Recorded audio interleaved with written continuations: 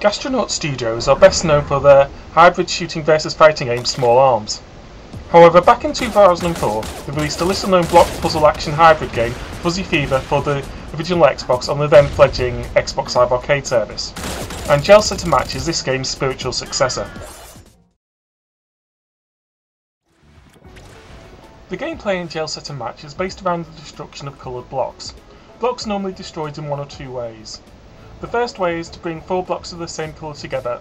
This then causes them to melt over the course of a few seconds. The second way to destroy blocks is to bring a melting block into contact with another block or blocks of the same colour, and this method is essential to complete most of the challenges in the first single-player game mode Puzzle.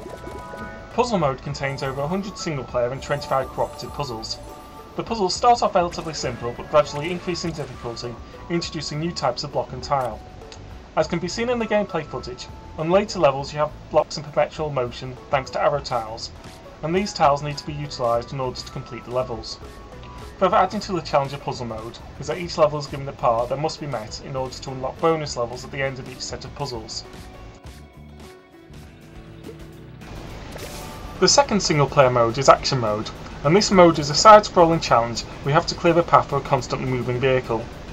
The vehicle has 5 lives and a life is lost each time it hits a block. I personally preferred Puzzle Mode to Action Mode, as I prefer games where you have time to think, and in Action Mode you often just have to act and hope for the best, given the ticking clock element that the moving vehicle brings to the game. An additional component to both single-player game modes is the collection of stars, which are created when groups of blocks are destroyed. These stars can then be used to purchase new skins and costumes to customise your character in the in-game shop.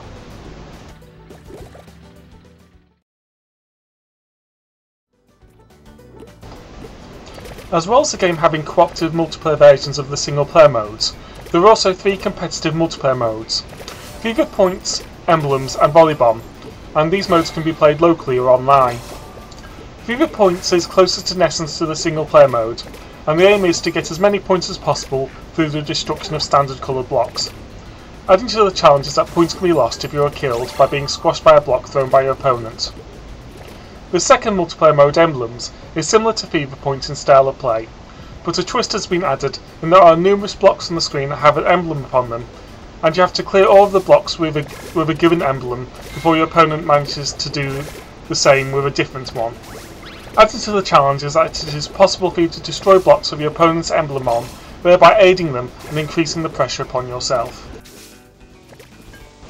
The final mode, Volleybomb, is the most competitive mode, with players placed on opposite sides of a volleyball type field and being given the ability to lob bombs over to the other side. The aim of Volleybomb is to kill your opponent by having a bomb land upon them, with the winner being whoever uses up all their opponent's lives, or has the most lives left when time runs out. You are given a limited number of bombs, and more can be gained by destroying coloured presence blocks in the standard fashion. Further adding to the challenge is that blocks are added to the field from above, and these can kill you if they land on top of you. This factor was the biggest flaw in Volleybomb, as the majority of games I played were decided by random deaths from this method, rather than it being deaths from bombs being thrown.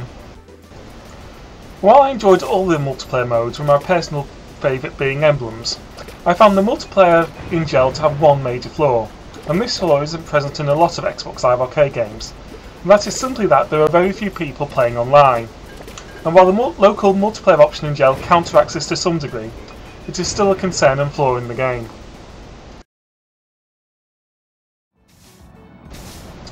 Overall, I found Gel to be an enjoyable hybrid puzzle action game with enough to keep people occupied for some considerable time. I thought that the achievements in the game were also fairly well designed and will take most people some time to complete, so Gel is not a game to be played if you're just looking for a quick boost to your gamer score. The most significant flaws I found with Gel were that at times it can become a bit repetitive, and that there are very few people playing online. I'll be the first to admit there are better puzzle and action games out there for the Xbox 360, but given that Gel is pitched at a very reasonable 800 Microsoft points, I think that Gel Set a Match deserves to be given at least a 7 out of 10. If you're looking for a game to tax your brain, then the puzzle mode will keep you happy for some time, given the large number of levels it contains, and the 3 multiplayer battle modes have enough to satisfy people looking for a more competitive game. And it is the lack of any bots and the small number of people playing online that stops me from giving Gel a better rating. It should be noted though that while Gel is described as a puzzle action hybrid, the emphasis is very much on the puzzle component of the game rather than the action component of the game. And so it should not be bought if you're looking for an action game rather than a puzzle game. If you are looking for a puzzle game though, you could do far worse than giving Gel a try.